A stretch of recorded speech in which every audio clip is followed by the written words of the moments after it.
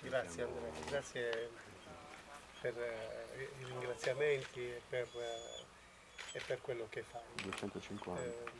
Sì, è un'occasione per conoscere il territorio, è un'occasione per ricordare che il rispetto, in questo caso dei gatti, ma in generale il rispetto verso le persone, verso gli animali e verso le cose non può che far bene a questo paese.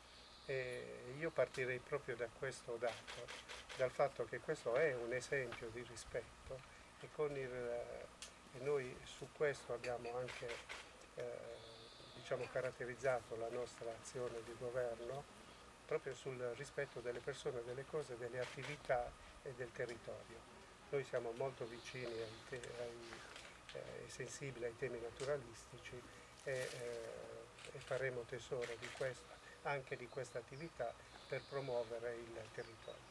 Io ho sempre detto che i gatti, la colonia felina di Supallosu rappresenta sicuramente un punto a favore per la comunità salverese, per il territorio e noi continueremo a collaborare in tutte le forme che potremo.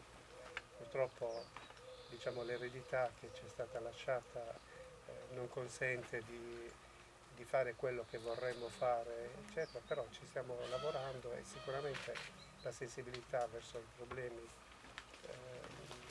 che esponevi tu, Andrea, sicuramente questa sensibilità c'è e la manifestiamo. Penso che sia doveroso intervenire a questa presentazione perché fa parte, come tutte le iniziative che partono da San Vero e dalle attività che ci sono a San Vero, fa parte della comunità e fa parte della promozione di questo territorio. Per questo ti ringrazio.